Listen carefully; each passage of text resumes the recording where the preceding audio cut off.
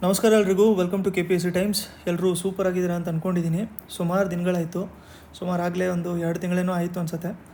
But ನಾವು ಸಾಮಾನ್ಯ ಜ್ಞಾನ ಸೀರೀಸ್ನ ಕಂಟಿನ್ಯೂ ಮಾಡ್ಕೊಳೋಣ ಅಂತಂದರೆ ಹೊಸದಾಗಿ ಸ್ಟಾರ್ಟ್ ಮಾಡ್ಕೊಳೋಣ.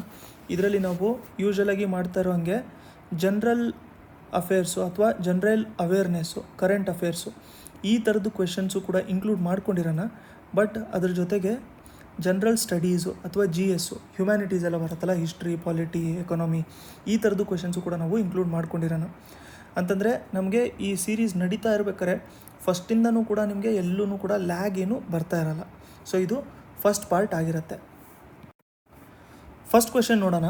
ಇದು ಎನರ್ಜಿ ರಿಲೇಟೆಡ್ ಇದೆ. ಫಸ್ಟ್ ಕ್ವೆಶನ್ ಬಂದ್ಬಿಟ್ಟು ಎನರ್ಜಿ ರಿಲೇಟೆಡ್ ಇದೆ. ಸೊ ಕೊಟ್ಟಿರುವಂಥದ್ದು ಪೇರ್ಸ್ಗಳಲ್ಲಿ ಯಾವುದು ಇನ್ಕರೆಕ್ಟ್ ಆಗಿದೆ ಅಂತ. ಸೊ ಇಲ್ಲಿ ನೋಡಿ, ರಿನ್ಯೂಯಬಲ್ ಎನರ್ಜಿ ಇವೆಲ್ಲದು ಕೂಡ ಕರೆಕ್ಟ್ ಅಲ್ಲ. Solar power, wind, bio power, hydel power ಇವೆಲ್ಲದು ಕೂಡ ರಿನ್ಯೂಯಬಲ್ ಎನರ್ಜಿ. ಮತ್ತು ರೈಟ್ ಸೈಡಲ್ಲಿ ಇರುವಂಥದ್ದು ಏನು ಅಂತಂದರೆ ಇಂಡಿಯಾದು ಕೆಪಾಸಿಟಿ. ಒಂದು ನಿಮಿಷ. ಸೊ ಒಂದು ಕಡೆ ಇರೋಂಥದ್ದು ನಮಗೆ ರಿನ್ಯೂಯಬಲ್ ಎನರ್ಜಿ, ಇನ್ನೊಂದು ಕಡೆ ಇರೋಂಥದ್ದು ಏನು ಅಂತಂದರೆ ನಮಗೆ ಇಂಡಿಯಾದು ಕೆಪಾಸಿಟಿ ಎಷ್ಟಿದೆ ಅಂತ.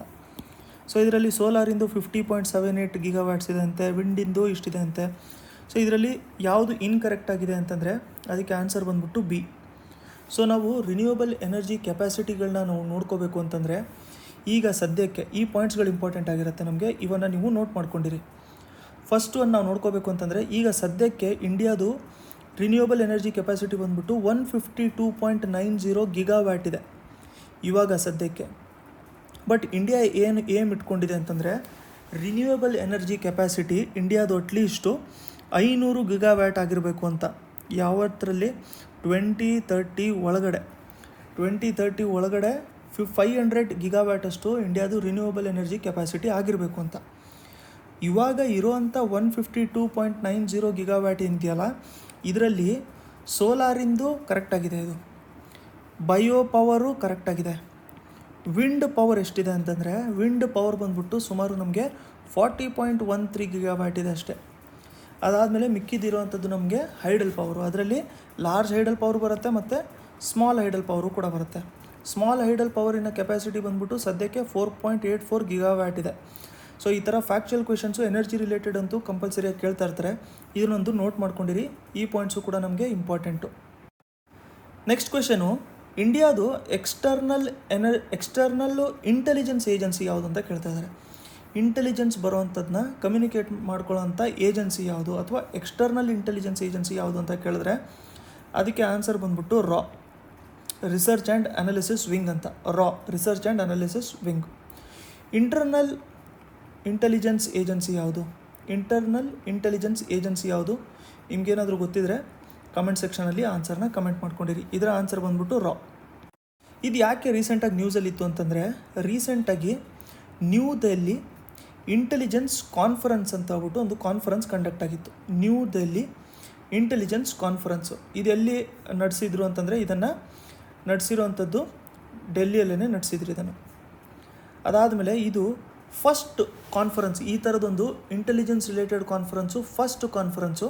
ಏನು ಅಂತಂದರೆ ಸೆಕ್ಯೂರಿಟಿ ಚಾಲೆಂಜಸ್ ಏನಿರುತ್ತೆ, ಜಿಯೋಪೊಲಿಟಿಕಲ್ ಚಾಲೆಂಜಸ್ ಏನಿರುತ್ತಲ್ಲ ಅದ್ರ ಬಗ್ಗೆ ಡಿಸ್ಕಷನ್ ಮಾಡ್ಕೊಳ್ಳೋದಕ್ಕೋಸ್ಕರ, ರಿಸಲ್ಟ್ ತರೋದಕ್ಕೋಸ್ಕರ ಅಂತ ಇರೋವಂಥದ್ದು ಇದೊಂದು ಒಂದು ಕಾನ್ಫರೆನ್ಸ್ ಮಾಡ್ಕೊಂಡಿದ್ದು. ಇದನ್ನು ಆರ್ಗನೈಸ್ ಮಾಡಿದ್ದು ನಮಗೆ ರಾ. ಇದನ್ನು ನಮಗೆ ರಾ ಆರ್ಗನೈಸ್ ಮಾಡಿತ್ತು. ಮತ್ತು ಇದು ನ್ಯೂ ಡೆಲ್ಲಿ ಇಂಟೆಲಿಜೆನ್ಸ್ ಕಾನ್ಫರೆನ್ಸ್ ಇದೆಯಲ್ಲ, ಇದು MSC ಅಂತ ಒಂದಿದೆ, ಮ್ಯೂನಿಕ್ ಸೆಕ್ಯೂರಿಟಿ ಕಾನ್ಫರೆನ್ಸ್ ಅಂತ. ಸೊ ಇದು ಮ್ಯೂನಿಕ್ ಸೆಕ್ಯೂರಿಟಿ ಕಾನ್ಫರೆನ್ಸ್ ಏನಿದೆಯಲ್ಲ, ಸೊ ಅದು ಬಂದ್ಬಿಟ್ಟು 1963 ಸ್ಟಾರ್ಟ್ ಮಾಡ್ಕೊಂಡಿದ್ದರು. ಇದರಲ್ಲೂ ಕೂಡ ಇಂಟರ್ನ್ಯಾಷನಲ್ಲು ಸೆಕ್ಯೂರಿಟಿ ಪಾಲಿಸಿ ಬಗ್ಗೆ ಒಂದು ಫೋರಮ್ ಇರೋವಂಥದ್ದು, ಅದ್ರ ಬಗ್ಗೆ ಡಿಬೇಟ್ಸ್ ನಡೀತಾ ಇರುತ್ತೆ. ಅದೇ ಥರದ್ದು ನ್ಯೂ ಡೆಲ್ಲಿ ಇಂಟೆಲಿಜೆನ್ಸ್ ಕಾನ್ಫರೆನ್ಸ್ ಅಂತ ನಡೆಸಿರೋವಂಥದ್ದು. ಯಾವುದ್ರ ಮೇಲೆ ಡಿಪೆಂಡ್ ಆಗಿರೋವಂಥದ್ದು ಅಥವಾ ಯಾವ ಮಾಡೆಲ್ ಮೇಲಿದೆ ಅಂತಂದರೆ ಮ್ಯೂನಿಕ್ ಸೆಕ್ಯೂರಿಟಿ ಕಾನ್ಫರೆನ್ಸ್ ಅಂತ. Next one polity related question ಇದು.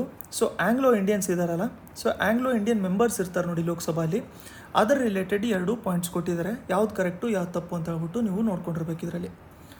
ಸೊ ಆಂಗ್ಲೋ ಇಂಡಿಯನ್ ಮೆಂಬರ್ಸ್ ಇರ್ತಾರಲ್ಲ ಲೋಕಸಭೆಯಲ್ಲಿ, ಅವರು ಪ್ರೆಸಿಡೆಂಟ್ ಎಲೆಕ್ಷನ್ ನಡೆಯುತ್ತಲ್ಲ ಆವಾಗ ವೋಟ್ ಮಾಡೋಕ್ಕೆ ಅವ್ರಿಗೆ ಎಲಿಜಿಬಿಲಿಟಿ ಇರಲ್ಲ ಅಂತ ಇದ್ದಾರೆ.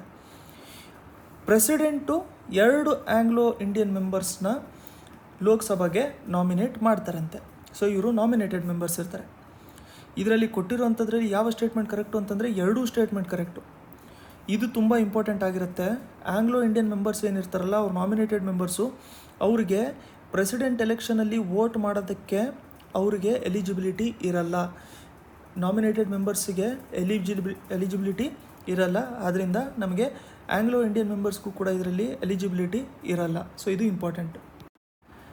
ನೆಕ್ಸ್ಟು ಕೂಡ ನಮಗೆ ಎನರ್ಜಿ ರಿಲೇಟೆಡ್ ಇದೆ ಕ್ವೆಶನ್ನು. ಸೊ ಎಷ್ಟು ಪರ್ಸೆಂಟೇಜ್ ನಾವು ಎಥನಾಲ್ನ ಟಾರ್ಗೆಟ್ ಮಾಡ್ಕೊಂಡಿದ್ದೀವಿ ಪೆಟ್ರೋಲ್ ಜೊತೆಗೆ ಬ್ಲೆಂಡ್ ಮಾಡ್ಕೊಳ್ಳೋದಕ್ಕೆ, ಪೆಟ್ರೋಲ್ ಜೊತೆಗೆ ಮಿಕ್ಸ್ ಮಾಡ್ಕೊಳ್ಳೋದಕ್ಕೆ 2030 ಒಳಗಡೆ ಎಷ್ಟು ಪರ್ಸೆಂಟೇಜ್ ಬ್ಲೆಂಡ್ ಮಾಡ್ಕೋಬೇಕು ಅಂತ ಟಾರ್ಗೆಟ್ ಮಾಡ್ಕೊಂಡಿದ್ದೀವಿ ಅಂತಂದರೆ, ನಾವು ಅದಕ್ಕೆ 20% ಬ್ಲೆಂಡ್ ಮಾಡ್ಕೋಬೇಕು ಅಂತ ಟಾರ್ಗೆಟ್ ಮಾಡ್ಕೊಂಡಿದ್ದೀವಿ. ಇದಕ್ಕೆ E20 ಅಂತಲೂ ಕೂಡ ಕರೀತಾರೆ. E20 ಅಂತಂದರೆ ಎಥನಾಲ್ 20 ಅಂತಂದರೆ 20% ಅಷ್ಟು ಬ್ಲೆಂಡಿಂಗ್ ಮಾಡ್ಕೋಬೇಕು ಪೆಟ್ರೋಲ್ ಜೊತೆಗೆ ಅಂತ. ಸೊ ಈಗ ಎಥನಾಲ್ನ ಪೆಟ್ರೋಲ್ ಜೊತೆ ಬ್ಲೆಂಡ್ ಮಾಡಿಕೊಂಡ್ರೆ ಬೆನಿಫಿಟ್ ಏನು ಅಂತಂದರೆ, ಫಸ್ಟ್ ಒಂದು ಬಂದ್ಬಿಟ್ಟು ನಾವು ಕ್ರೂಡ್ ಆಯಿಲು ಅಥವಾ ಈ ಪೆಟ್ರೋಲ್ನ ಇಂಪೋರ್ಟ್ ಮಾಡ್ಕೊಳ್ಳೋಂಥದ್ದೇ ಜಾಸ್ತಿ. ಸೊ ನಮ್ಮ ಇಂಪೋರ್ಟು ತುಂಬ ಜಾಸ್ತಿ ಹೋಗೋವಂಥದ್ದೇ ಕ್ರೂಡ್ ಆಯಿಲ್ನ ಇಂಪೋರ್ಟ್ ಮಾಡ್ಕೊಳ್ಳೋದ್ರಿಂದ. ಇವಾಗ ಎಥನಾಲ್ ಎಲ್ಲ ನಾವು ಬ್ಲೆಂಡ್ ಮಾಡ್ಕೊಳ್ಳೋಕೆ ಸ್ಟಾರ್ಟ್ ಮಾಡಿದ್ರೆ ಇಂಪೋರ್ಟ್ ಮಾಡ್ಕೊಳ್ಳೋವಂಥದ್ದು ನಮಗೆ ಕಮ್ಮಿ ಆಗುತ್ತೆ. ಯಾಕೆಂತಂದರೆ ಇಲ್ಲೇ ನಾವು ಬ್ಲೆಂಡ್ ಮಾಡ್ಕೊತಾ ಇರ್ತೀವಲ್ಲ, 20% ಬ್ಲೆಂಡ್ ಆಗಿದೆ ಅಂತಂದರೆ 20% ಅಷ್ಟು ನಮಗೆ ಇಂಪೋರ್ಟು ಕೂಡ ಕಮ್ಮಿ ಬೀಳ್ತಾ ಇರುತ್ತೆ.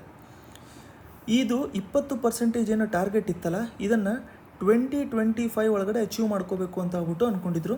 ಬಟ್ ಇದನ್ನು ಇವಾಗ ಎಕ್ಸ್ಟೆಂಡ್ ಮಾಡಿಕೊಂಡು ಟಾರ್ಗೆಟ್ನ 2030 ಒಳಗಡೆ ಅಚೀವ್ ಮಾಡ್ಕೋಬೇಕು ಅಂತ ಹೇಳ್ಬಿಟ್ಟು ಅಂದ್ಕೊಂಡಿದ್ದಾರೆ. ಅದ್ರ ಜೊತೆಗೆ ಈ ಎಥನಾಲ್ ಬ್ಲೆಂಡಿಂಗ್ ಪೆಟ್ರೋಲ್ ಪ್ರೋಗ್ರಾಮ್ ಇದೆಯಲ್ಲ, ಇದನ್ನು EBP ಅಂತ ಕರೀತಾರೆ. ಹೆಸರು ಹೇಳ್ತಾ ಇರೋಂಗೆ ಎಥನಾಲ್ ಬ್ಲೆಂಡಿಂಗ್ ಪೆಟ್ರೋಲ್ ಪ್ರೋಗ್ರಾಮ್ ಅಂತ ಇದು. ಸೊ ಇದನ್ನು ನಡೆಸ್ತಾ ಇರೋವಂಥದ್ದು ನಮಗೆ OMC ಅಥವಾ oil marketing companies. So oil marketing companies ಇವಾಗ 10% ಅಷ್ಟು ಎಥನಾಲ್ನ ಪೆಟ್ರೋಲ್ ಜೊತೆಗೆ ಬ್ಲೆಂಡ್ ಮಾಡ್ಕೋಬೇಕು ಅಂತ ಇತ್ತು 2022 ಒಳಗಡೆ. ಸೊ ಈಗ ಟಾರ್ಗೆಟ್ನ 20% ಅಂತ ಹೇಳ್ಬಿಟ್ಟು ಮಾಡಿಕೊಂಡು ಅದನ್ನು 2030ಗೆ ಪುಷ್ ಮಾಡ್ಕೊಂಡಿದ್ದಾರೆ. ಬೆನಿಫಿಟ್ಸ್ ಏನು ಅಂತಂದರೆ, ಇಂಪೋರ್ಟು ನಮಗೆ ಕಮ್ಮಿ ಬೀಳುತ್ತೆ. ಇನ್ನೊಂದು ಬೆನಿಫಿಟ್ ಏನು ಅಂತಂದರೆ, ಎಥನಾಲ್ನ ಯೂಸ್ ಮಾಡ್ಕೊಳ್ಳೋದ್ರಿಂದ ಈ ಎಮಿಷನ್ಸ್ಗಳಾಗತ್ತಲ್ಲ, ಕಾರ್ಬನ್ ಡೈಆಕ್ಸೈಡ್ ಎಮಿಷನ್ಸ್ಗಳೆಲ್ಲ ಆಗುತ್ತಲ್ಲ, ಆ ಎಮಿಷನ್ಸ್ಗಳು ಕೂಡ ಕಮ್ಮಿ ಆಗುತ್ತೆ. ಸೊ ಇವೆರಡು point important. Next question, international mother earth day ಇದನ್ನು ಯಾವ ದಿನ ನಾವು ಸೆಲೆಬ್ರೇಟ್ ಮಾಡ್ಕೊತೀವಿ ಪ್ರತಿ ವರ್ಷ ಅಂತ ಕೇಳ್ತಾ ಇದ್ದಾರೆ. ಇದಕ್ಕೆ ಆನ್ಸರ್ ಬಂದ್ಬಿಟ್ಟು ನಮಗೆ ಏಪ್ರಿಲ್ 22. ಇದನ್ನು ಅರ್ತ್ ಡೇ ಅಂತಲೂ ಕೂಡ ಕರೀತಾರೆ. ಎಕ್ಸಾಕ್ಟಾಗಿ ಅರ್ತ್ ಡೇ ಅಂತಲೇ ಕರೀತಾರೆ ಅದನ್ನು, ಬಟ್ ಆ್ಯಕ್ಚುಲ್ ಹೆಸರು ಬಂದ್ಬಿಟ್ಟು ಇಂಟರ್ನ್ಯಾಷನಲ್ ಮದರ್ ಅರ್ತ್ ಡೇ ಅಂತ. ಸೊ ಇದೇನಾಗಿತ್ತು ಅಂತಂದರೆ 1969 ಸ್ಯಾಂಟಾ ಬಾರ್ಬರಾ. ಸೊ ಈ ಲೊಕೇಶನಲ್ಲಿ ನಮಗೇನಾಗಿತ್ತು ಅಂತಂದರೆ ಆಯಿಲ್ ಸ್ಪಿಲ್ ಆಗಿತ್ತು. ಆಯಿಲು ಸ್ಪಿಲ್ ಆಗಿ ಇದರಿಂದಾಗಿ ಏನಾಗಿತ್ತು ಅಂತಂದರೆ ಥೌಸಂಡ್ಸ್ ಗಟ್ಟಲೆ ಡಾಲ್ಫಿನ್ಸ್ಗಳು ಮತ್ತು ಬೇರೆ ಅಕ್ವಾಟಿಕ್ ಸ್ಪೀಸೀಸ್ ಎಲ್ಲದೂ ಕೂಡ ತೀರ್ಕೊಂಡು ಹೋಗ್ಬಿಟ್ಟಿತ್ತು.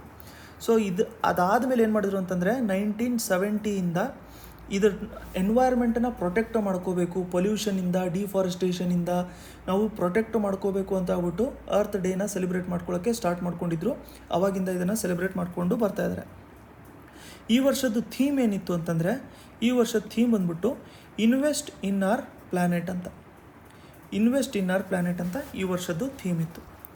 ಸೊ ನೀವು ಹೊಸಬರಾಗಿದ್ದರೆ ಚಾನಲ್ನ ಸಬ್ಸ್ಕ್ರೈಬ್ ಮಾಡ್ಕೊಂಡಿರಿ. ಸೊ 2 ತಿಂಗಳಾಗಿತ್ತು. ಸೊ ಹೊಸದಾಗಿ ಬಂದಿರೋದ್ರಿಂದ ಇನ್ನೂ ಸಬ್ಸ್ಕ್ರೈಬ್ ಮಾಡ್ಕೊಂಡಿಲ್ಲ ಅಂತಂದರೆ ಸಬ್ಸ್ಕ್ರೈಬ್ ಮಾಡಿಕೊಂಡು ಬೆಲ್ ನೋಟಿಫಿಕೇಷನ್ ಕೂಡ ಆನ್ ಮಾಡ್ಕೊಂಡಿರಿ. ನೆಕ್ಸ್ಟ್ ವೀಡಿಯೋಲಿ ಮತ್ತೆ ಸಿಗೋಣ.